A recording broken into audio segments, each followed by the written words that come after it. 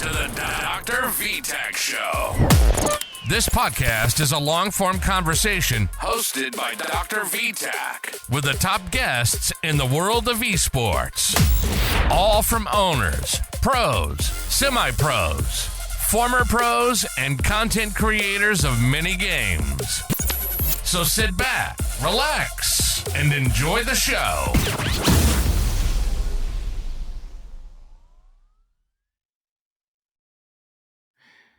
Ladies and gentlemen, welcome to the Dr. VTech Show. Today we have a special guest, and oh boy, let me tell you, he is tough. When I say tough, he is tough. How tough? Well, tell you what, Superman wears his pajamas. I'm gonna tell you, that's how tough he is. This guy is tough. Guys, let me tell you something. This is the first time me bringing in somebody from this industry on esports. Is not a first person shooter. We're talking about an eNascar driver. This guy is a pro. He is part of Oxygen, the organization Oxygen. And all I've been seeing and reading about him is all good. It's phenomenal. This guy is a top racer.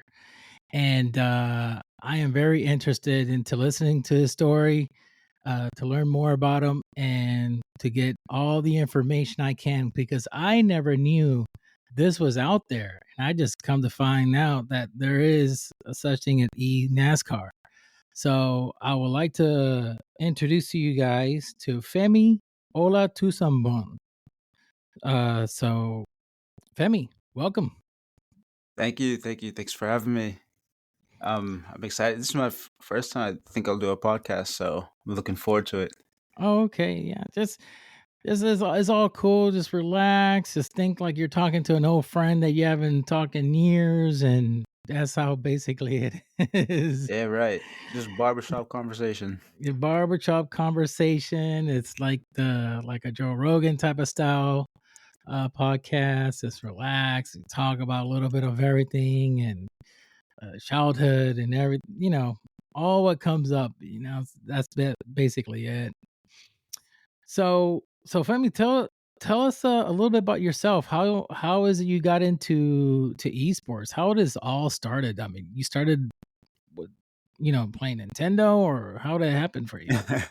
So I'm Femi Olatunbosun. I'm from Revere, Massachusetts, and I think my very first gaming console was the PS1 for sure. So I was born in 1999, and I don't know exactly when it released, but take using that fact, you can tell that I've been gaming for a very, very long time, and I think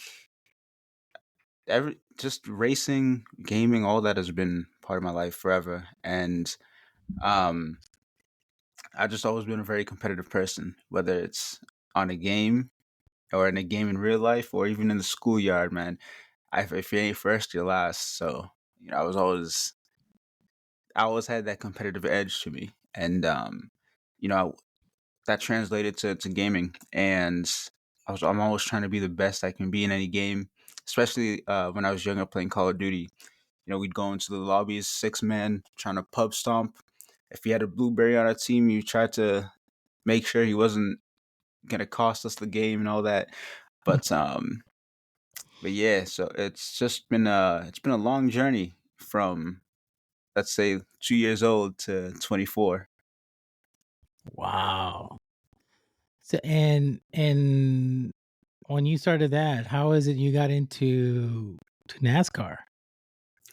So I think my mom tells everybody, like, I've been watching NASCAR since I was like one, and she literally says one herself, and she's like, um, I'd be telling her and my dad all the NASCAR drivers' names, and they just have no idea who I'm talking about. Like, for example, I just be like, "Oh, there's Michael Waltrip, or Tony Stewart, Jeff Gordon, all those old timers," which is Mm-hmm. crazy to say now because like they literally my childhood, and I'm calling them old. But um, yeah, she would just mention that I'm just always talking about the drivers.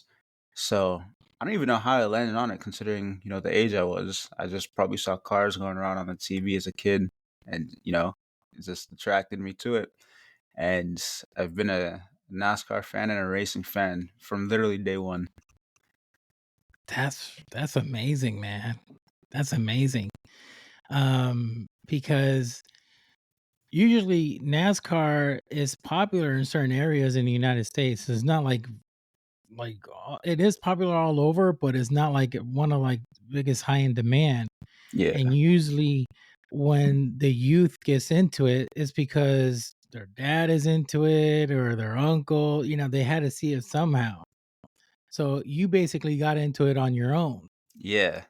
And it's even crazier because, like you said, like it's not. I'm from the Northeast, right? So racing isn't too popular compared to like other areas of the country, like especially the South, right? Like we got nothing on the South when it comes to NASCAR. But Correct. um, I got lucky, I guess, because I love it, and it made me love racing as well. So Wow. So how many years you been racing? um, well, are we talking Like in general, sim you race? started Okay, you started, I started when I was 15 or 16. That's how I got it. And then I went up to get into the pro league and I literally think since the PS1 days, I've been on racing games because there's a game called Ford Racing way back, and it was just a bunch of cars by Ford, um just literally racing against AI. And then there's another game, it's probably my favorite game ever, called Sledstorm, and it was like racing down a mountain against like six other people, but you all have sleds, and it was just sick. So I think I've literally been racing forever. But iRacing wow. specifically, I got on iRacing in 2014. Okay. So what are the process to get into that? How was it you landed in there? I mean, Oxygen is a really big organization. Yeah. So how was it you got there before Oxygen? Were you like in a semi pro league or So I'd say my introduction to online racing specifically was done on the Xbox 360 on a game called NASCAR 9. And that, like, we just had a bunch of, it was like pug lobbies. You just quick play, look up a certain lobby or whatever, that match what you're looking for, you just go in. And I Mhm. eventually started meeting people through there. Met a lot of like friends that I have, like online friends that I have now, way Mhm. back then. And this is like 2009, 2010.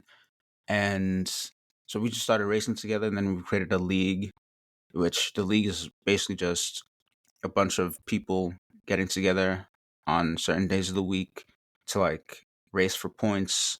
Basically, you have like a schedule. Typically, you would follow the NASCAR schedule, but you have your own schedule, and you just race for a championship with a set amount of guys. And that lasted for like 4 years, 3 or 4 years. There's a time where EA decided to take the servers down for that game, NASCAR 9, and then that pushed us to another game on the Xbox called NASCAR Inside Line. But that game was good, but it had its flaws. And so I started exploring other options, and I landed on NASCAR Racing 2003, which was on the PC. And at this time, I was like transitioning to being more of a PC gamer anyway than a console gamer. Correct. So I was just looking at, how can I still race a NASCAR game?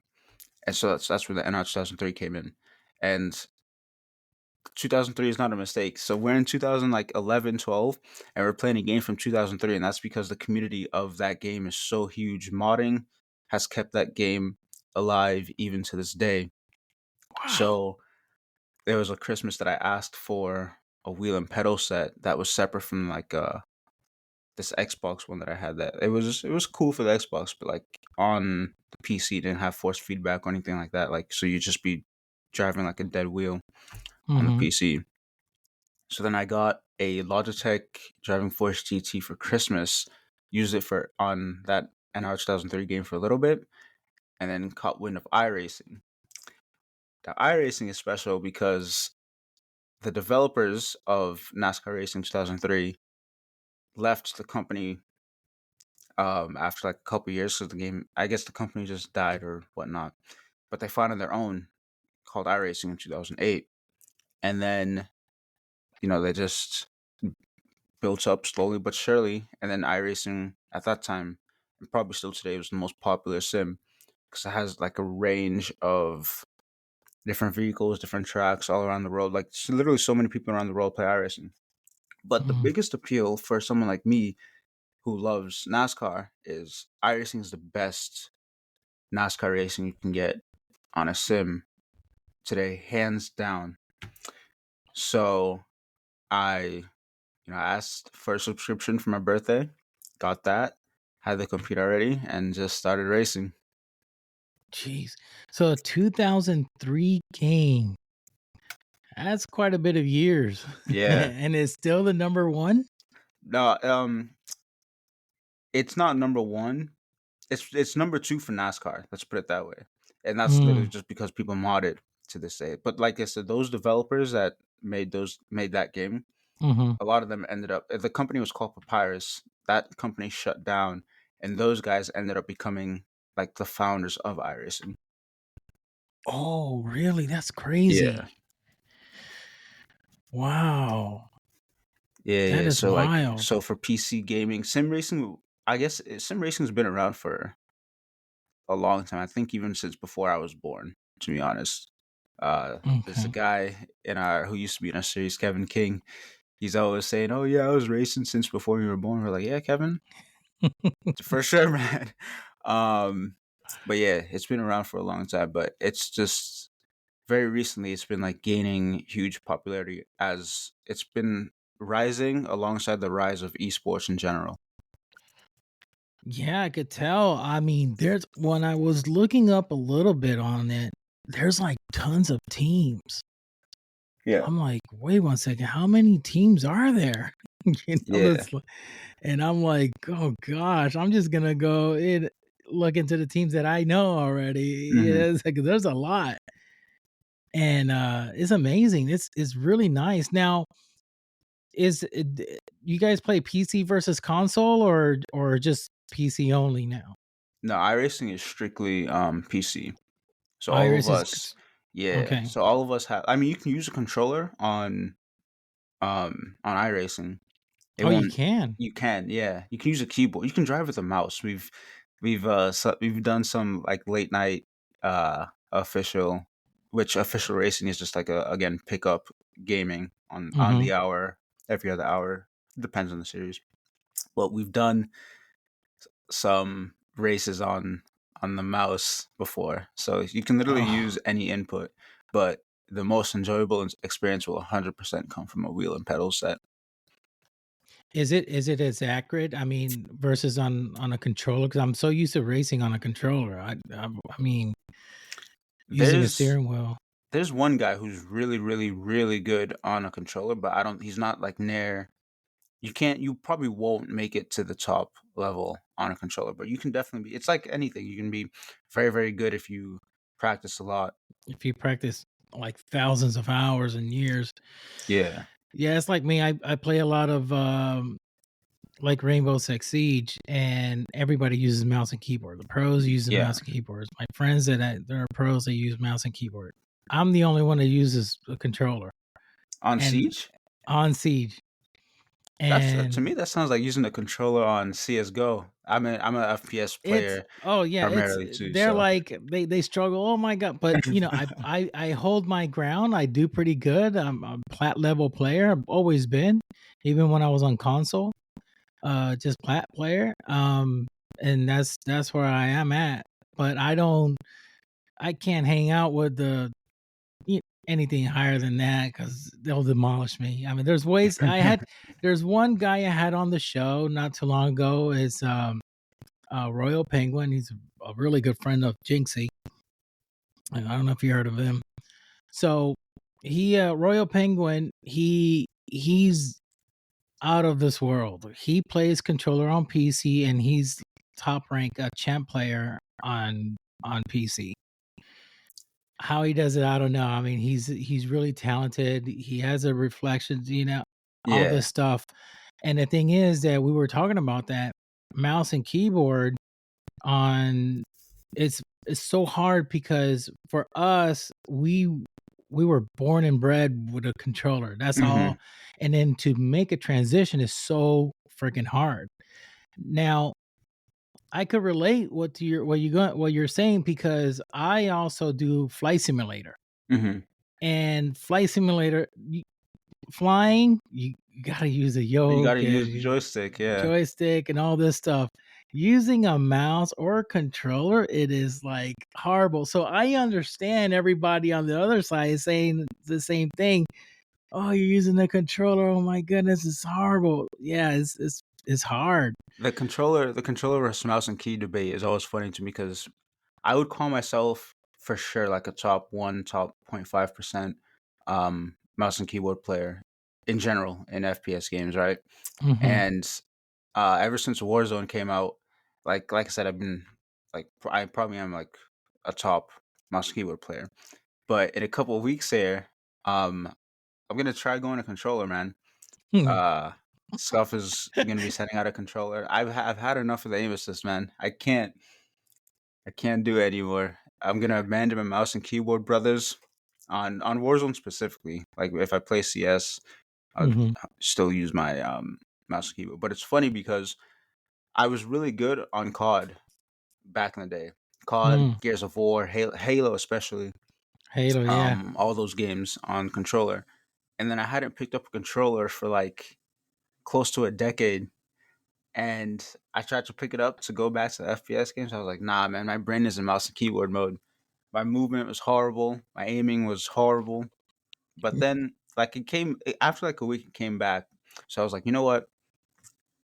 I'm going to stick to the mouse and keyboard. But recently, I was just like, nah, man, the aim assist is too strong. In COD specifically. I mean, I know it's like Fortnite and Apex. A lot of people are switching to controller, but me personally, I just had enough. I just need to try it for myself. I need to be the type of guy who's just whining, jumping and sliding all over the place, lock on to the targets left and right, and I just got to experience it for myself, you know.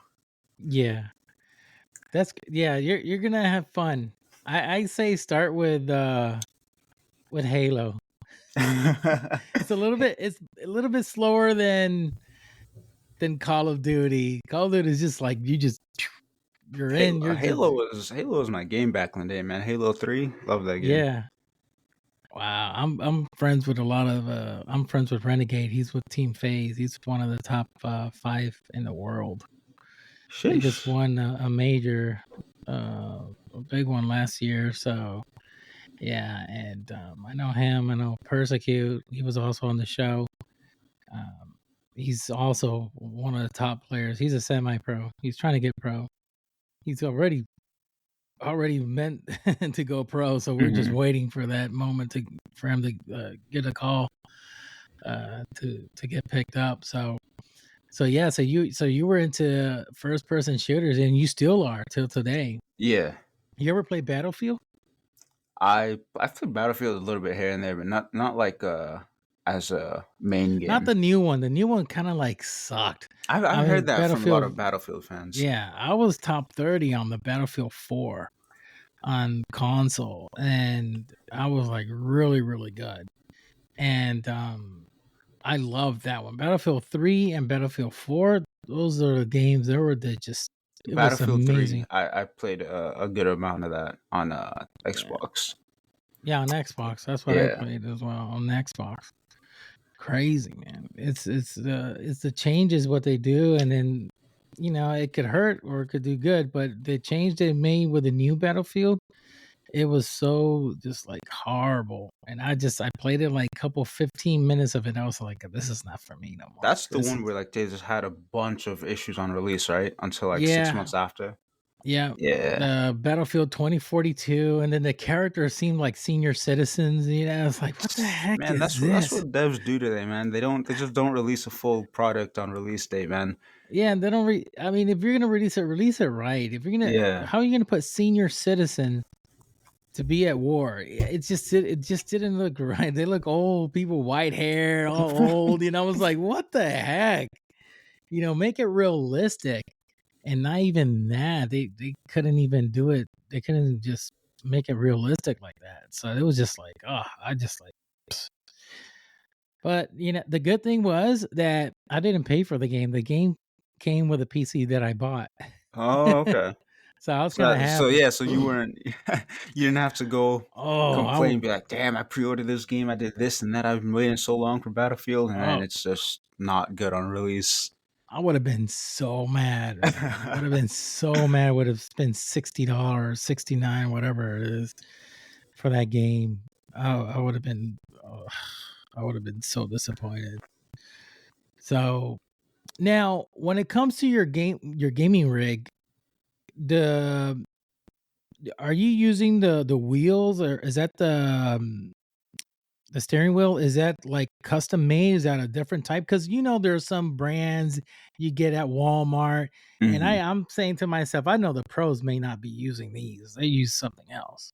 So I would say Logitech is probably the biggest name Mm-hmm. for, well, I don't know if on the inside, but for outside, for people in general, Logitech is 100% the biggest name. And I started, like I said, that Logitech Driving Force GT that I talked about earlier.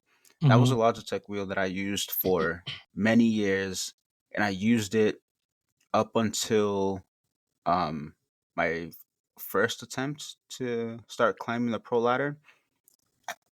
S- I guess because you can definitely get that wheel at Walmart, a lot of retailers. That wheel, that Logitech Driving Force GT, the Logitech G27, most out of the 40 drivers in the Coke Series field, I would put a good amount of money that 98% of the people in the series started on a Logitech wheel and became good on a Logitech wheel. And there's a good handful of people or handful of people that still use a Logitech G29, I guess is like the refreshed version of the G27 today. So it's that is what you would call your Walmart brand in the sim racing world, The but G- it's not calling a Walmart brand isn't a knock on the product at all, because it's mhm. still it's an amazing product. Um, The G29. yeah. Okay. Yeah, because I'm saying Walmart is the ones that you can only find at Walmart, and there's some that you could just find when you have to purchase stuff on online only. Hmm. Because they're custom. But like, for an example, there's a keyboard that a lot of pros use that you can't find in the stores. Doesn't matter. You go in some stores, you can't find it at Walmart. You can't find it at Best Buy. Uh, they're just a custom built for pros, and it's Hmm. called one of them is called Ducky. This keyboard they're expensive. They're like 200, $300. They're expensive, but they're designed for like professional use. Yeah. And you just can't find those anywhere. So that's why I was kind of thinking, okay, the steering wheel's a setup, because usually when people try to build a simulator rig in their own home, it's expensive. Getting the Hmm. pedals, you got I see there, you got the professional. What is it? The bucket seat or Yeah, I have a whole rig. I just got yeah. this for this upcoming for this season. I built like the whole thing in January. But to your point, a couple years ago, there's this technology. It's a called direct drive motor. It's a literally a server motor, Mm-hmm. and you attach, or you can like use software to make it work in Sims and stuff. A couple years ago, that was extremely expensive. I mean, it's still expensive today, but a couple years ago, it was mainly for like professional use, and not I don't mean professional as in like a professional esports setting. I mean like as a tool for real life drivers to get on a sim and to practice for their real life car. That technology, direct drive technology, has become way more accessible in the past like 4 or 5 years to everybody.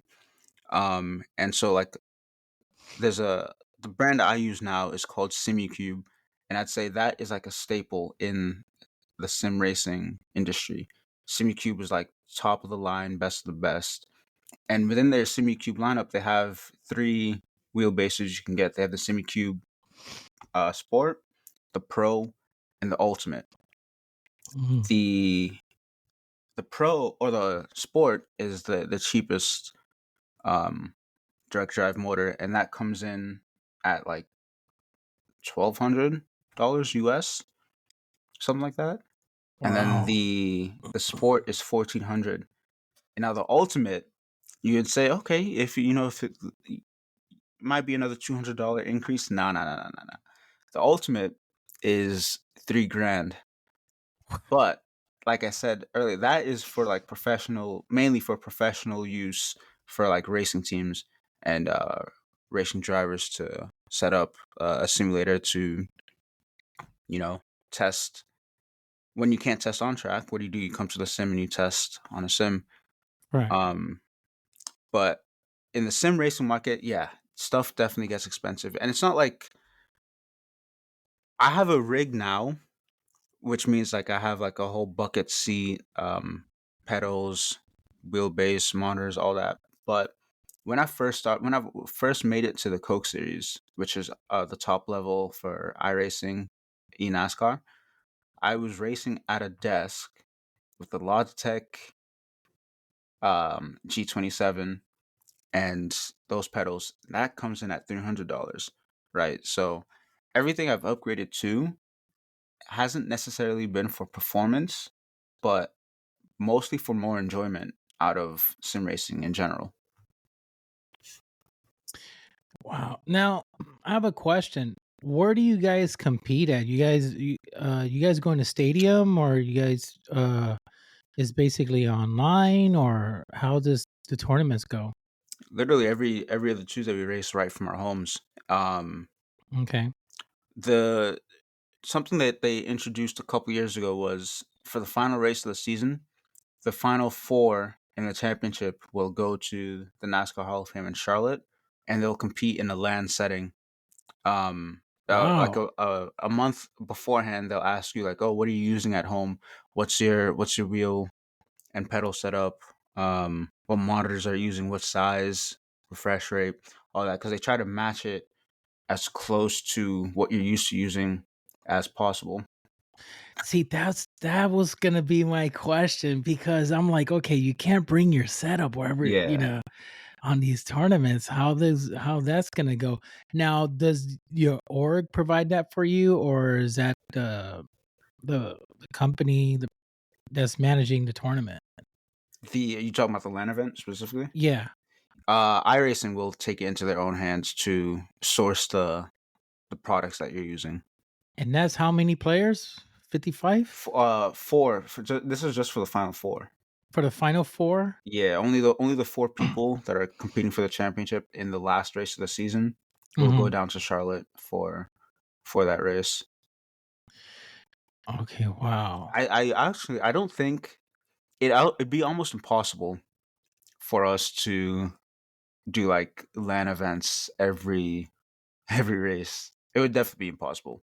One, it would cost a lot of money, Yeah, I was and gonna then it say. wouldn't be like realistic for people to have to travel every other week to, I guess, let's use Charlotte for an example. Um, it won't be sustainable for people to have to travel to Charlotte every other week, because of commitments outside of eNascar. But that championship race, like last year, for example, there's a guy, Garrett Lowe. He had a college final or midterm coming up, and he emailed his professor. iRacing emailed his professor for him. They're like, "Hey, man, can Garrett get like a different midterm date?" So he's raised 400K, man. So uh, you gotta change up your plan sometimes to accommodate that. That's crazy. Now, when you guys are playing online, um, are you playing within a bunch of? I'm sure there's a bunch of teams. 'Cause I saw a lot of teams, and it's what, 2 players per team, right? Yeah, 40 drivers total, 40 20 drivers total. teams, 2 drivers per team. Okay. Until you go until the final and go to the Coca-Cola, and there's only going to be 4 of you guys In that land setting, yeah. in that land setting. But in that final race, everybody's still racing. It's just 4 people out of the 40 are racing for a championship. That's where I So the wanted to highest get to. finisher, yeah. So the Okay. highest finisher out of those 4, uh, is the champion.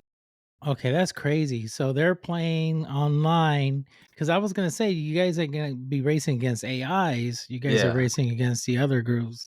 Only just the top 4 are gonna be okay in land. yeah, That's gotta be wild. yeah. I think it's common courtesy in that final race to give extra room to the guys in the final 4. Like you don't necessarily have to just not race them, like pull over for them and just let them drive on by. But you do make sure, like, you do everything in your power to not wreck them, essentially, not to not Mm, get in their way, because they're racing for something much bigger than you are at that point. So yeah. it's just common courtesy, respect to those guys. Yeah, it's like the what we called in Halo the gentleman's agreement. Yeah, To make it an agreement that hey, okay, we're gonna let you guys do what you got to do. We'll stay out of your way. We'll just be behind having fun.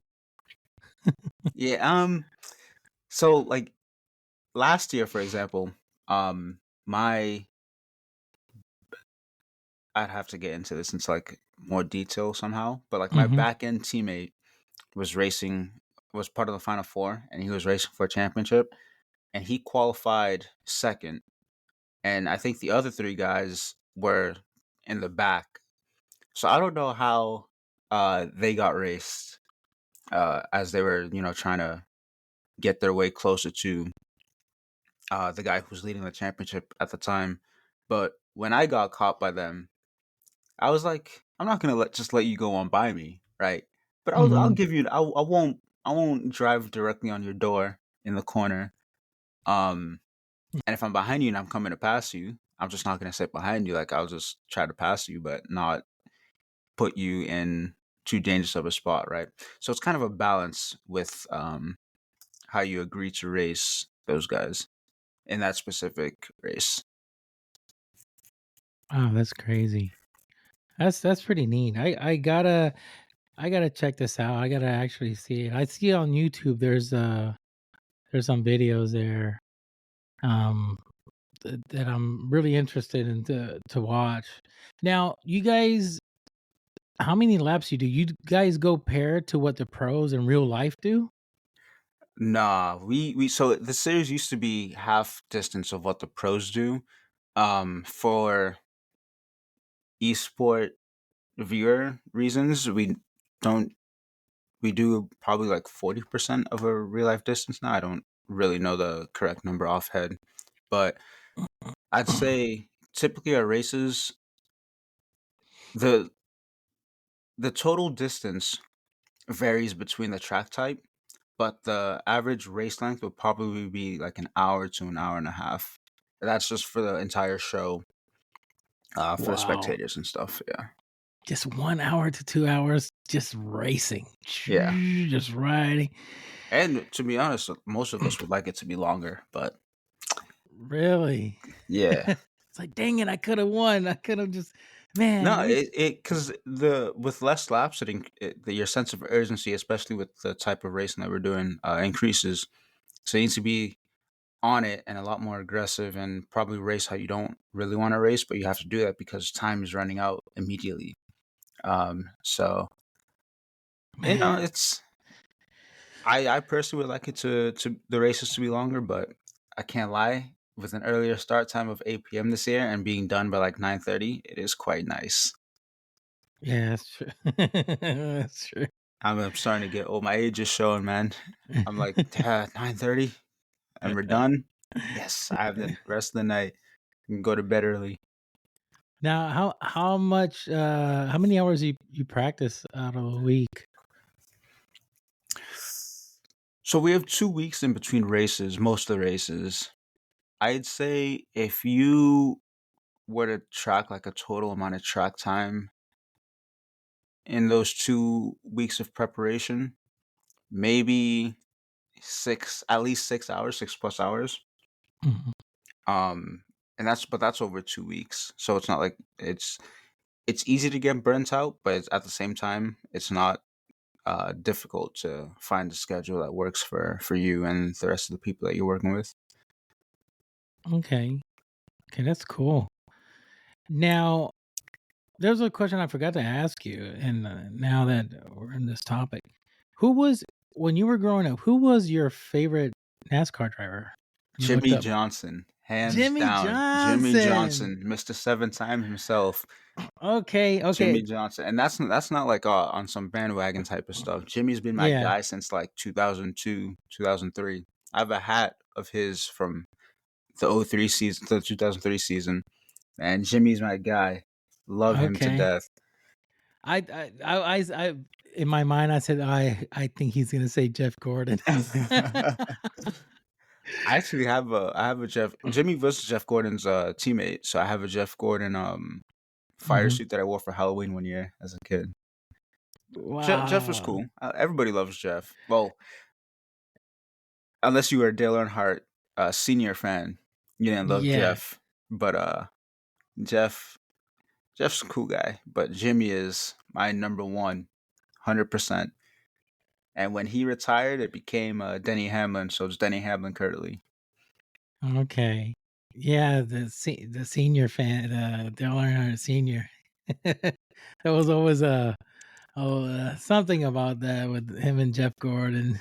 Yeah, I got people who were going to the races in the '90s always saying, "Man, if you weren't an Earnhardt fan, or if you were an Earnhardt fan, you hated Jeff. If you were a Jeff fan, you hated Dale."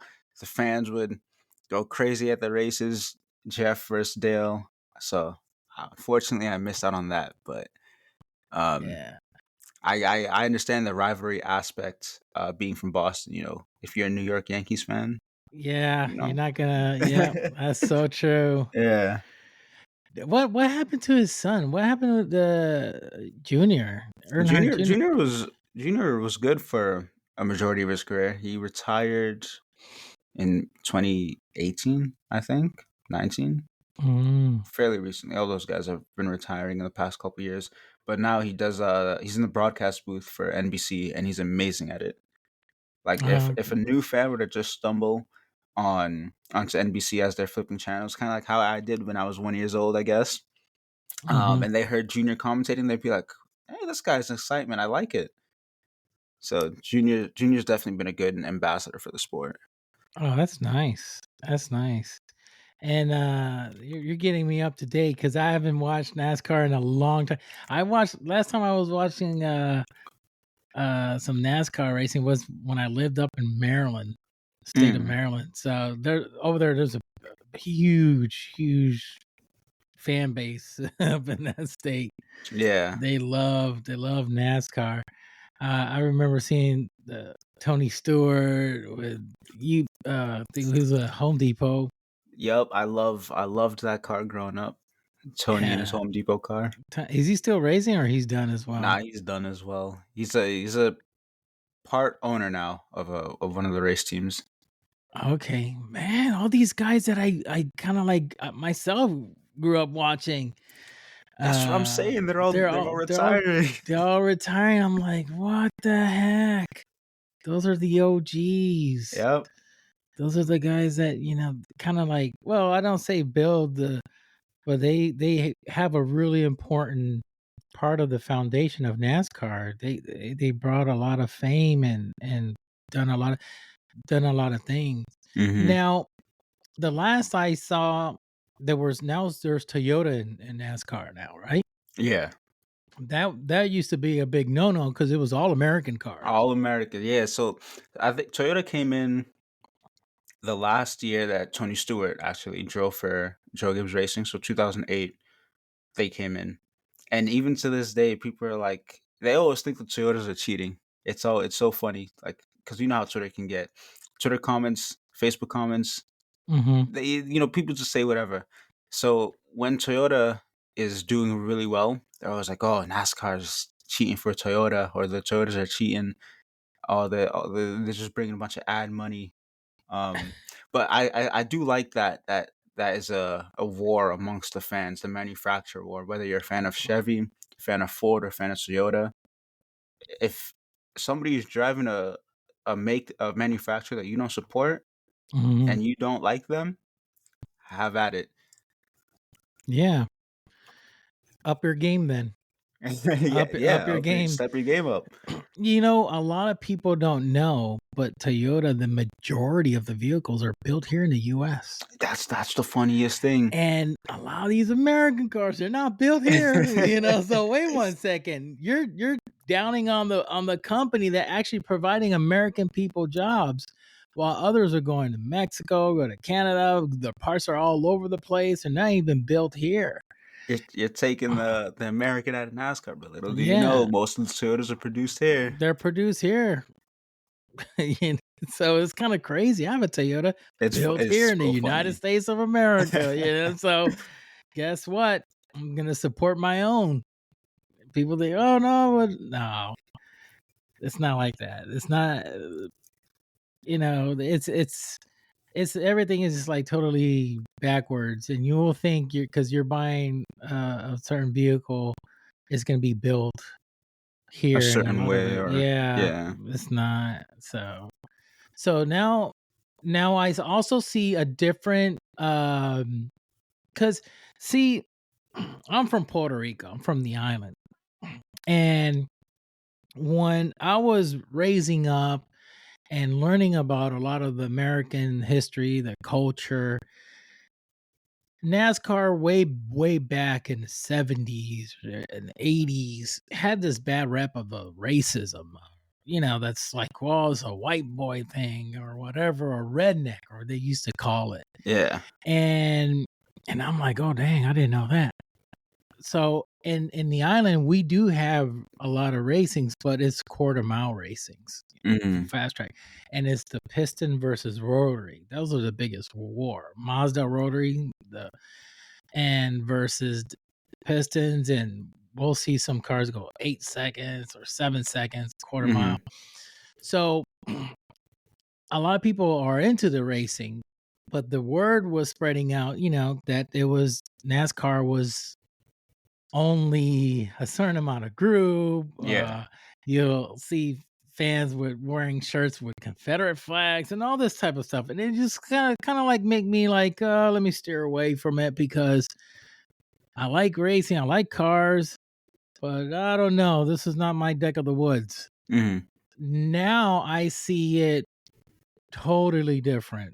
Now I even see, I think Oriental, an Asian driver. Not long ago, I don't know. I saw an Asian race driver. Mhm. There is. So there is, Yeah. and on even on the racing side, not on the NASCAR, but I saw it on the truck. I don't know what's the name of that one. The truck one. Yeah, we just call it the truck series. Truck series. Okay. Yeah. So I saw a black driver, African Mhm. American guy, and he was like really, really good. And it was like, well, okay, fine. This is finally it broke through, now there's more, open, everybody's getting involved. Fun fact about him, real quick. That guy, Mhm. Raja Caruth, is who you're talking about. He got his start on iRacing. He got his what? He started his career on iRacing. Oh, That propelled him to a real life ride. the truck driver? Yeah. Oh, snap. Look at Yeah. that. That's amazing. He started in iRacing and Even the guy that won the Daytona 500 this year, he started on iRacing. William Byron. wow. That's crazy. Yep. I was I was looked up to these professional racers, and there was one racer that I truly love. I don't know if you ever watched that Formula One series in Netflix. I love F1. It's Love it. they do a phenomenal job. But there's one racer.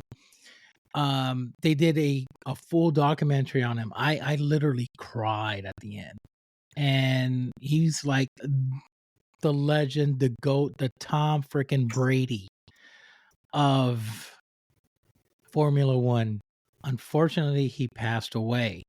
It was Ayrton Senna. Mm-hmm. Ayrton Senna, that's the guy that Lewis Hamilton looks up He to. looks up to, yeah. He said, "That's my favorite. He's the GOAT. He's the," you know. So, that guy was like off the hook. He's from Brazil. Mm-hmm. He started off go-karts. Yeah, so many people start off there, especially in F1. So many people start in go-karts, and it's like you can go to like a local go-kart track, indoor go-karting track nowadays, and kind of just drive it and be like, some of the best people in the world started driving a go-kart like this. So it's just crazy. Nowadays it takes a lot of money to get into racing, but when you look at like the backgrounds of, I guess, people who are older in racing and kind of see their start, they have a lot of interesting stories. Yeah, that's true. Yeah, they have a lot of stories how they came about, and how they you know what it took for them, the sacrifices they had to make, and to come to where they're at right now. It's mind boggling. I mean, I was just like in shock. I said, this guy was a go-kart racer. I'm not, Yeah, he's for fun and making millions, and is like the best in the world. And now that you mentioned that, the guy that was iRacing, and now, wow, now it's look at it's him. crazy. Yeah. I mean, are you thinking about yourself like, okay, I'm doing this, but I really, really want to go I think further?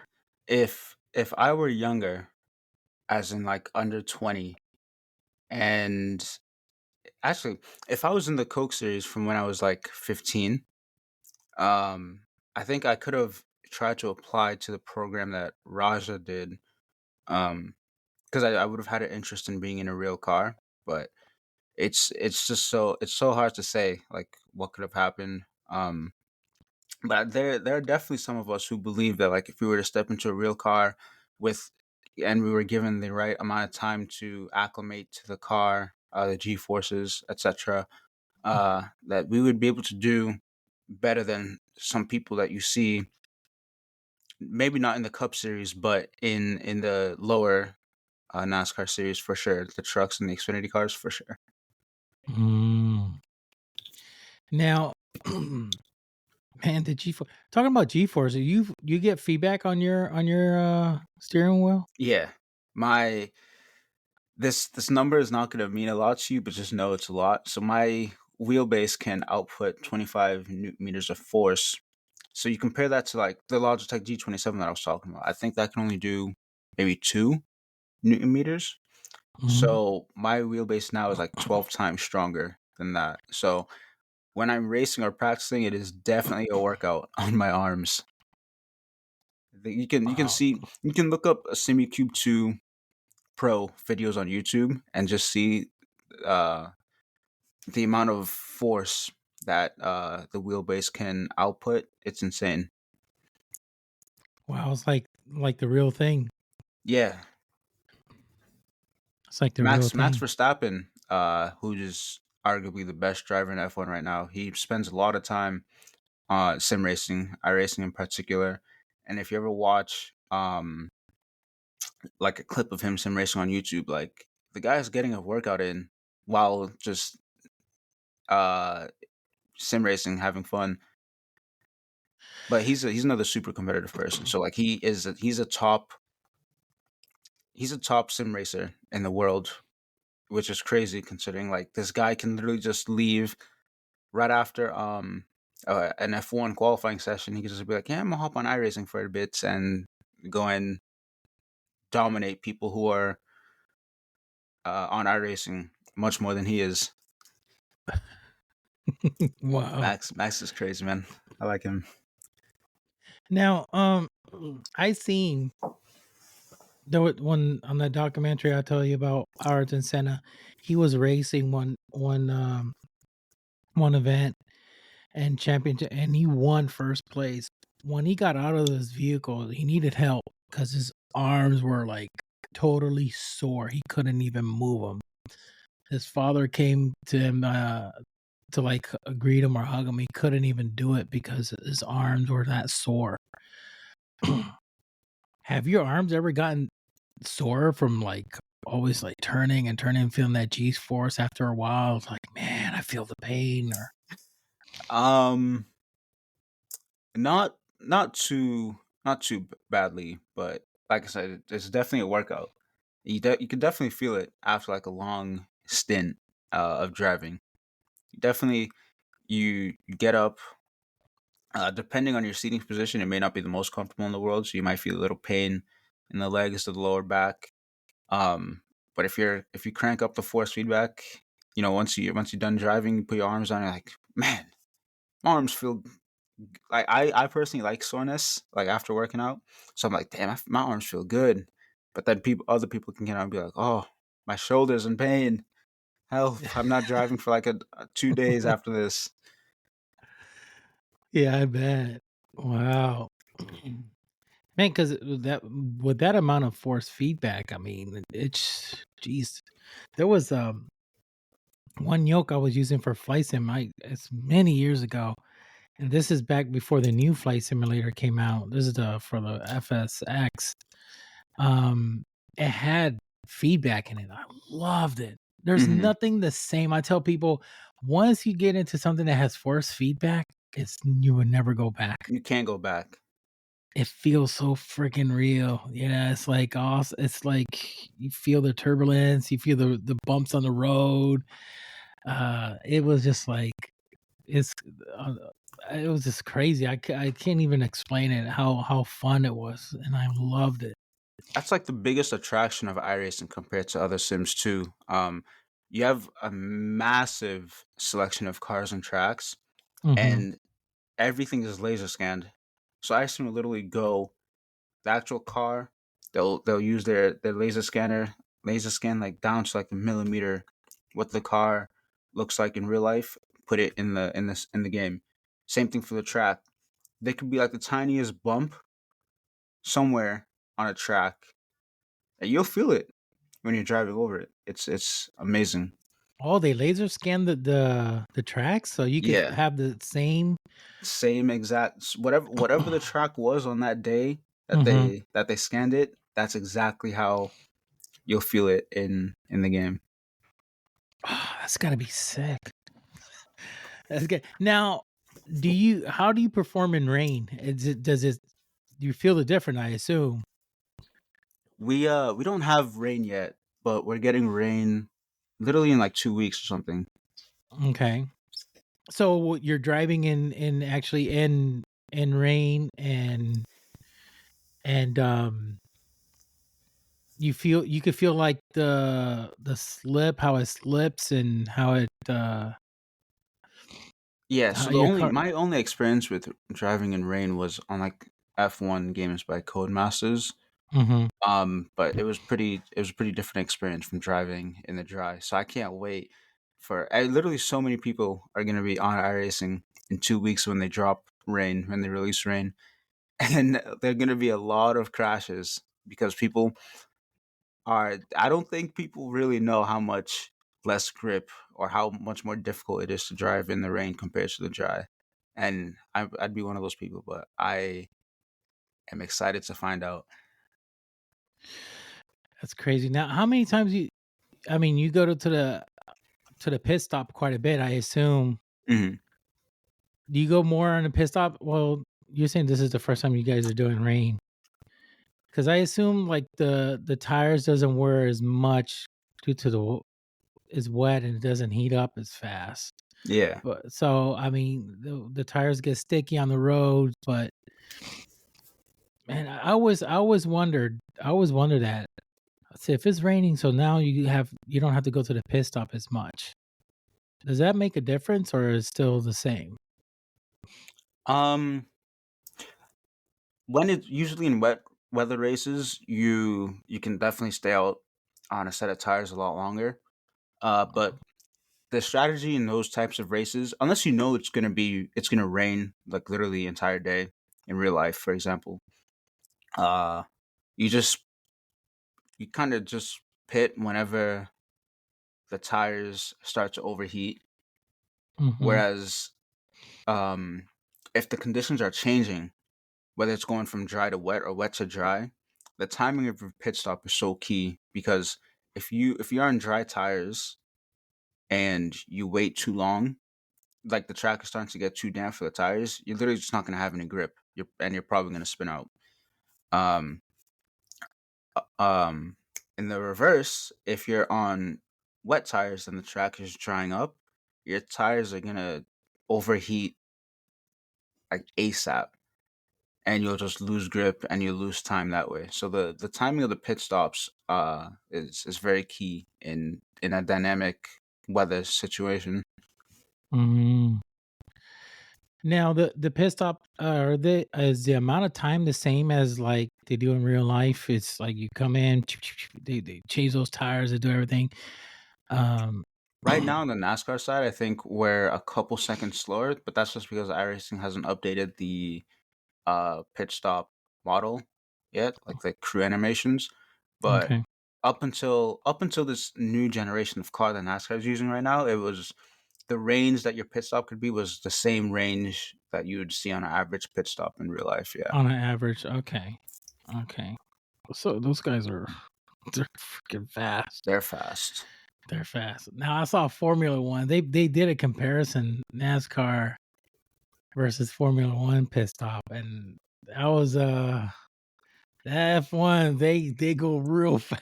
They are 2 seconds, man. Everybody's in sync, but they're changing all four tires at the same time, which I guess could make it even harder, right? And more Yeah. costly. A mistake more costly, because one slow tire and there's a second plus gone. Yes. Like yes.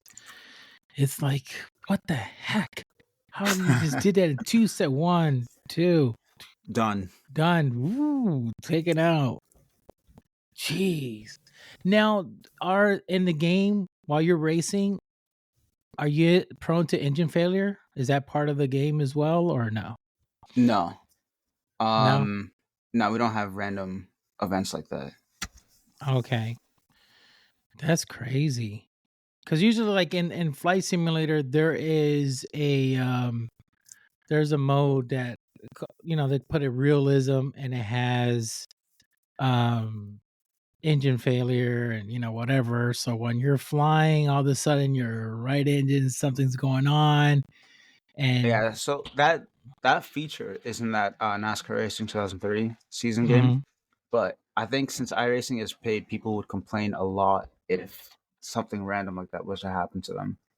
Oh, okay. You're just driving and then like your engine fails or your gearbox fails. But I guess the only types of failures that we do have are tire failures, but that is setup and driver induced. So if you're too aggressive with your driving style, you can blow a right front, a right rear, left front, left rear. Wow. Now you're out of the game. Something that happens. If you crash after it, for sure. Otherwise, you'll get what we call a meatball flag, which is a penalty flag, and you need to make a pit stop and change your tires. Mm, jeez, that's gotta be crazy having engine. I mean, having something like that a crash in the game. I mean, you get a lot of people that hate you afterwards. You son of a. I was about to get fourth place, got about to get fifth place, and crashed into you or something. So that's got to be kind of wild. Those crashes, if they're like, I assume they're pretty much realistic how it looks. I mean, cars flipping around and stuff Yeah, like that. yeah. iRacing it's they've done a good job. Okay, so when is your next tournament? Our next race is I should know this offhand, but I don't. March 12th. Yeah, March 12th. And that will Um, be online, or is that going to be? It's going to be online. shown online. Yeah. Where did they put it So up on YouTube, right, or on Twitch? they stream it on YouTube, on Twitch. If you go to eNascar.com/live, There are links there. So we usually race like every other Tuesday. Um, the pre-race coverage starts at 7:30. The Hmm. race itself starts at 8. And yeah, you watch along on YouTube, on Twitch, eNascar.com/live. And some drivers stream their POVs. I would do that if I had a second PC, but I don't have a second PC to do that, and I'm not gonna. We have enough stuff open already on our main PCs. Like the PC I have right now is top of the line, but I'm not gonna chance anything happening because I decided to just stream. But um, When you say top, I mean you got like a really powerful graphics card. You got a yeah, 4090. no, I got a 3080 Ti with a 13700K. Oh, that's plenty of good. Yeah, 3080 Ti. I got a 3070 Ti, but 3080 Ti. That's practically a 3090. yeah. Yeah, that's really So good. it's no slouch, but I'm not gonna stream without a second PC. So Yeah, you can most definitely need a second PC. Yeah. That's wild, man. That's freaking crazy how these builds are and everything, and the pedals and the steering wheel, getting the feedback, all this stuff. I mean, this is friggin' fun. I see people it's sitting so down, fun. and you know what I also saw, that they put these things underneath the seats, and it makes you, when you turn left, you get that it inclines left, Oh, even motion, right. yeah. Yes. See, the people that are in sim racing to enjoy it as a hobby, those that's who motion is made for. Someone like me though, who's in the competitive scene, there's Hmm. no way. There's no way I'm putting motion on my rig. No way. I'd be so inconsistent, man. Just Yeah, no because way. But I have been in a motion rig, and it is actually really cool to experience that. oh, really? Yeah. That's neat. That's neat. I want now the one you went to that's the one that like the pros, professionals using like NASCAR drivers. They have their own sims. I haven't been to this one that I used, this motion sim, was actually at iRacing's HQ, Mm, which I live uh close to because they're based in Massachusetts. Um, so I used the motion rig there, and I highly doubt it was on the level of like a professional team's actual simulator. But that is something else that I do want to experience one day. Is an actual team's racing sim. I Just wonder to how that's like. I do the thing that intrigues me about that is that their drivers get to use it, so that means I get to compare myself to them in their own simulator, and That's I think that'd be crazy. pretty Yeah, cool. that'd be really cool. I think that's something that you would want to do one of these days. See how that feels and how it raises. Yeah. You know how it goes. Now, any pro, like real life pro, like Jeff Gordon or any of these guys, ever gone to one of the major events for iRacing? Yeah, so Dale Earnhardt Jr. is a huge ambassador for iRacing. He has a team in the series. He's heavily invested in the series, and I think he's part of the broadcast team for the final race. I'm not sure. If not, he's there to do the trophy presentation with the champion. What? Um, That'd be freaking awesome. yeah, we have one guy who races in the series currently that also races in the trucks in real life, Caden Hmm. Honeycutt. So yeah, the people that are in this series, I think, could definitely, if given the chance, could definitely do well, better than expected, in a real life car. That's amazing. So I know you can, man. If you dedicate so many years into it, um, I know you can. But I know you telling me about your age and all this stuff. That kind of like sucks. I mean, you're still young. No, I'm young, but the avenues to get in to NASCAR are not as open as they would be if I were younger. Jeez, man, they want you really young in there. Yeah. They want you It's really, funny though really. because like literally 15 years ago, right? Rookies would be like in their late 20s, early 30s. Mm-hmm. Now it is rookies are young, really young. They want to So get them like young, so they could just like start racing at an early age and perform. If they do good, they know they got a champion on their team, and they just keep them for many, many years. yeah. That's crazy. Now, how do you came about the joining Oxygen? How that happen? Every year, all the drivers in the series become free agents essentially, and Mm-hmm. so that means you're literally free to sign with any team that you want. And Adam Morrison from Oxygen DM'd me on Twitter and said he'd be interested in talking to me about free agency. So I did some digging and I found out he is the head of Oxygen Esports. I looked into Oxygen Esports.